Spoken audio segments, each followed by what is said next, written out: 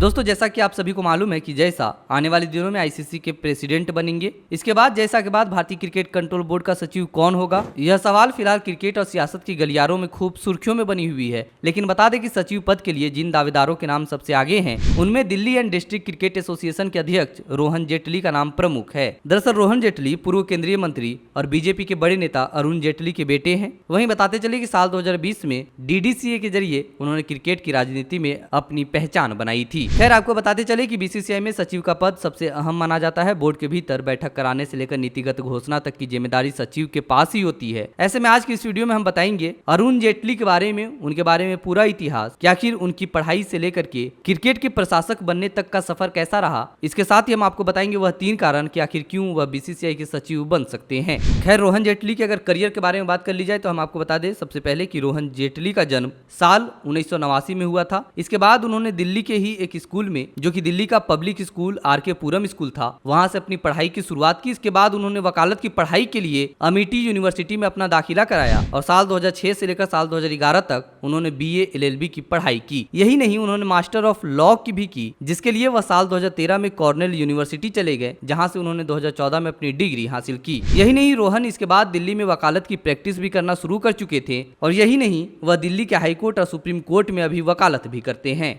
खैर अगर रोहन जेटली के परिवार के बारे में बात कर ली जाए तो हम आपको बता दें कि रोहन जेटली बीजेपी के दिवंगत और बड़े नेता अरुण जेटली के बेटे हैं। उनकी मां का नाम संगीता जेटली है। यही नहीं, रोहन की एक बहन भी है जिनकी नाम सोनाली जेटली है और वह भी पेशे से वकील है। इसके साथ ही हम आपको बता दें कि रोहन शादीशुदा है। उनकी पत्नी का नाम मेहरुनिसा आनंद है। दोनों की शादी साल 2020 में हुई थी और यही नहीं, उनकी पत्नी मेहरुनिसा भी वकालत करती है। अब सबसे बड़ा सवाल कि आखिर रोहन जेटली डीडीसीए में आए कैसे, आइए जानते हैं। दरअसल डीडीसीए का मतलब Delhi and district cricket association होता है। यह बीसीसीआई के अधीन आती है। यह एसोसिएशन दिल्ली राजधानी का प्रतिनिधित्व करता है। आपको बताते चले कि बीजेपी के नेता अरुण जेटली इसके लंबे वक्त तक अध्यक्ष रहे थे। साल 2020 में आप सभी को पता है कि अरुण जेटली का निधन हो गया था। इसी साल डीडीसीए में चुनाव की घोषणा हुई थी। इसके बाद अरुण की जगह उनके बेटे रोहन को मैदान पर उतारा गया और इस चुनाव में बाकी पदों के लिए तो मतदान हुआ, लेकिन रोहन जेटली इस चुनाव में निर्विरोध चुने गए और डीडीसीए के अध्यक्ष बने। एक बार फिर रोहन जेटली ने साल 2023 में चुनाव लड़ा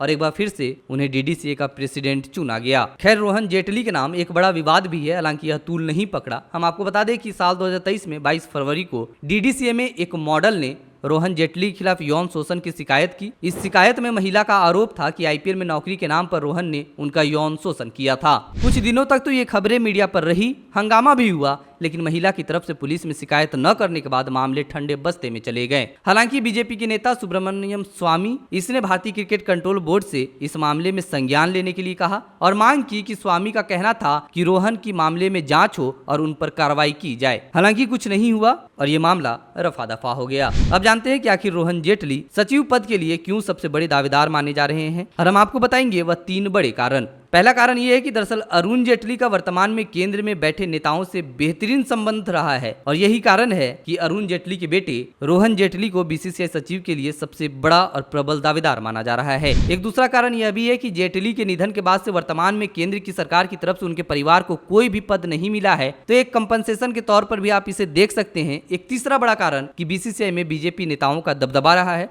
जैसा कि आपको पता है कि केंद्र में बीजेपी की सरकार है, इस लिहाज से खुद अरुण जेटली भी साल 2012 से लेकर 2013 में बीसीसीआई के उपाध्यक्ष रहे थे। ऐसे में आसानी से अरुण जेटली को बीसीसीआई का सचिव बनाया जा सकता है। अब वीडियो को समाप्त करने से पहले जान लेते हैं कि रोहन जेटली के पास आखिर संपत्ति कितना है। दरअसल रोहन जेटली अभी तक किसी लोक जनप्रतिनिधित्व के पद पर नहीं आए हैं, इसीलिए संपत्ति को लेकर उन्होंने कोई आधिकारिक घोषणा नहीं की है। हालांकि कहा यह जाता है कि रोहन के पास 100 करोड़ से ज्यादा की संपत्ति है। दरअसल साल 2018 में अरुण जेटली ने जो आखिरी हल्फनामा दिया था उसमें जेटली ने बताया था कि उनके पास 78 करोड़ की संपत्ति है। वहीं उनकी पत्नी संगीता के पास 43 करोड़ की संपत्ति है। दोनों की मिलाकर के 111 करोड़ रुपए बैठते हैं। इस लिहाज से कहा जा सकता है कि अरुण जेटली के बेटे रोहन जेटली के पास 100 करोड़ से ज्यादा की संपत्ति है। खैर दोस्तों यही थी हमारी आज की वीडियो। उम्मीद है कि आपको पसंद आई होगी। क्रिकेट से जुड़ी ऐसे ही मजेदार और ताजा खबरों को जानने के लिए आप हमारे चैनल को सब्सक्राइब करें। मिलते हैं फिर एक नए वीडियो के साथ, तब तक के लिए आपसे लेते हैं विदा। धन्यवाद।